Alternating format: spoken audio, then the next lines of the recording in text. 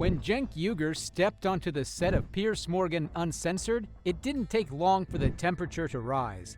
Surrounded by MAGA panelists clinging to worn-out talking points, and with Piers himself attempting to defend Trump's latest tariff push, Uygur unleashed a barrage of sharp, unfiltered logic that cut straight through the noise.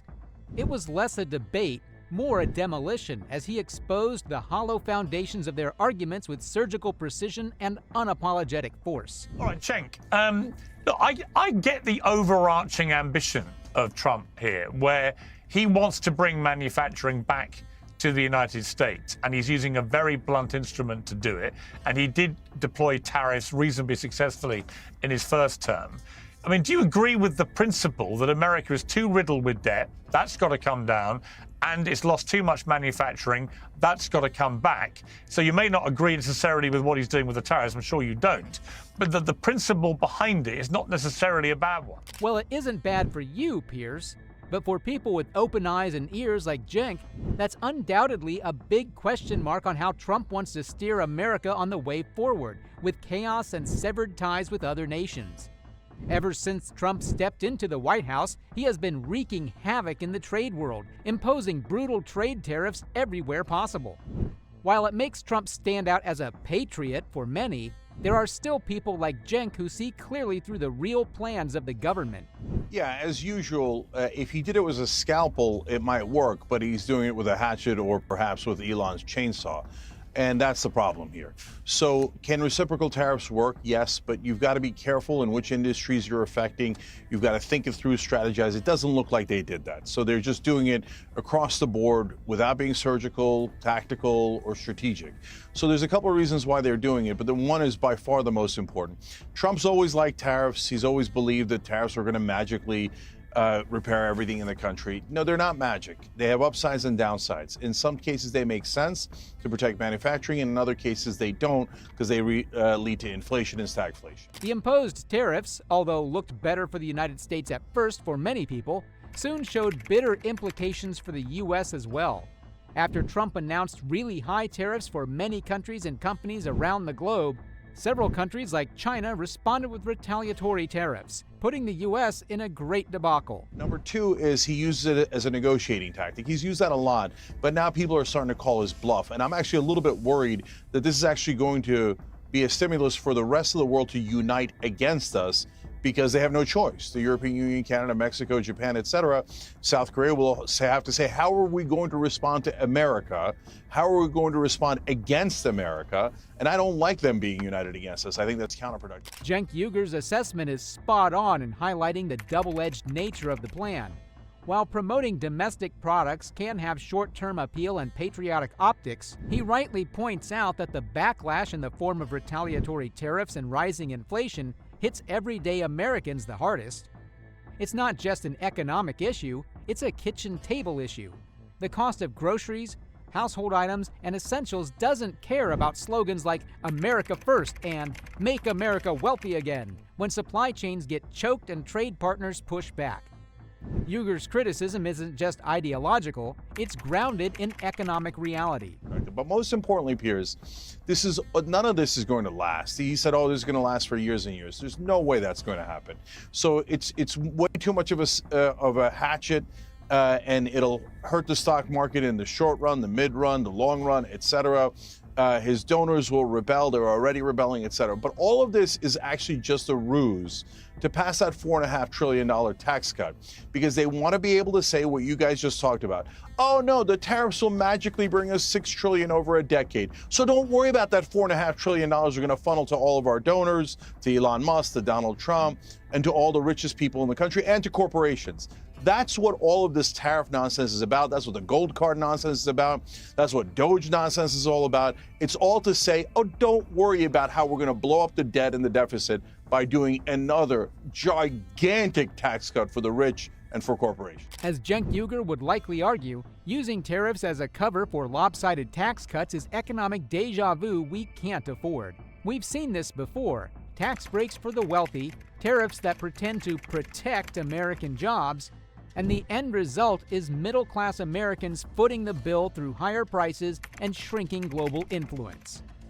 The fact that the world is now responding with coordinated retaliation makes this even more perilous for us. We'll say goodbye to Jenny and Cenk, we're going to carry. Cenk, do you like paying more taxes? Okay. Cenk, do you want the Trump tax cuts to so go listen, away? can I just and one other regulate here question, and actually one give other truth question. and reality Why to is it this fair that nonsense Vietnam propaganda? is charging us 90% in tariffs and we're not charging them the same?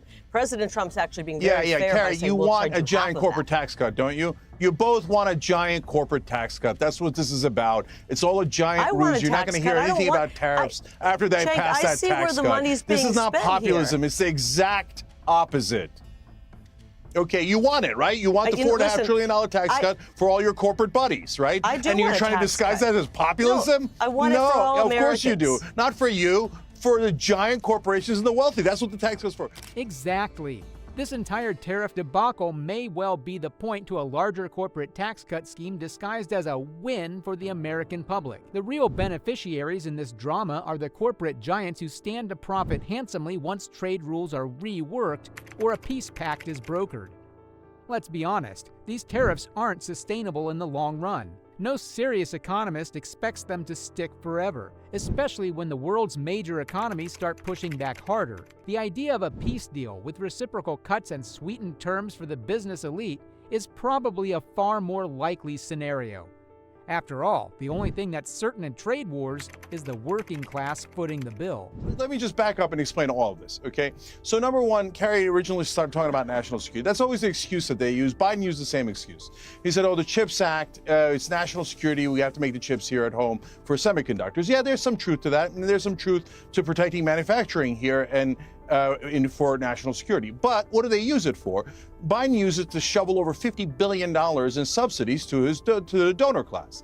Now, Trump is going to use it for $4.5 trillion in giant corporate tax cuts where they're going to take it from 21% to 15%. Steve Bannon is right about that. All populists, both on the right and the left, are right about that. Even if it was true that these magical things like these tariffs are going to last for years and years, no, they're not. After the tax cuts, you're never going to hear the tariffs again, okay? It seems like we're looking at a scenario where the immediate imposition of tariffs could be a strategic distraction, a temporary measure designed to pave the way for major corporate giveaways down the line.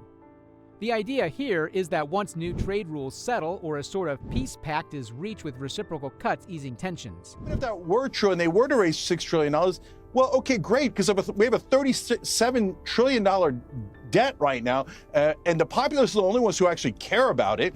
The establishment Democrats and Republicans, and now Trump, and also in his first term, now in his second term, are going to add and add and add and add. So if you're worried about the debt, why would you do $4.5 trillion to the richest people in the country? Why are you taking it out of our pockets, putting it in their pockets? Trump already took the corporate tax rate from 35% to 21%. Now he wants to bring it down to 15%. These tariffs are nothing but a distraction and a squirrel, so he can say, oh, it's all good, it's all good. I'm not going to add to the debt. You give all my corporate donors trillions and trillions and trillions of dollars.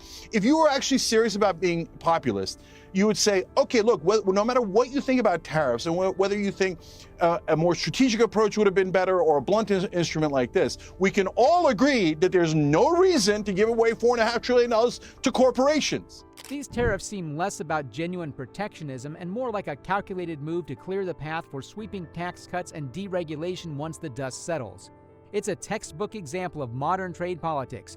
Wrap corporate favoritism in populist rhetoric, then let the long-term benefits quietly flow upward. You cannot make the argument that that's a populist position. That is a giant, giant, giant giveaway, and I can't stand it. And Batya, the way that Wall Street works, and I believe me, I have no friend at Wall Street. Hold on. Well. The way that Wall Street works is, why does the stock market go down?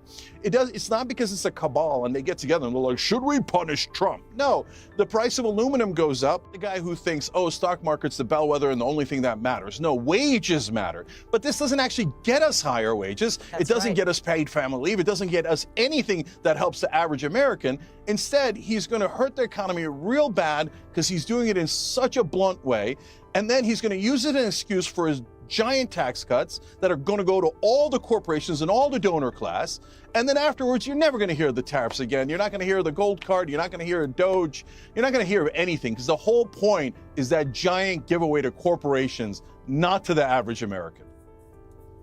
Well, I'm Okay, glad you got Carrie. your talking points. Jeez.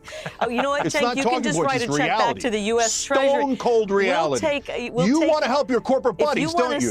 Why do we have a corporate tax cut? Carrie, why do you want a corporate tax buddies. cut? Cenk Uygur didn't just win the debate, he left scorched earth behind. With surgical precision, he cut through the MAGA talking points like a hot knife through butter, exposing the hollow logic and economic recklessness behind Trump's new tariff strategy. The MAGA panelists and Piers Morgan scrambled to keep up, recycling slogans while Uygur fired back with facts, history, and hard truths that couldn't be dodged.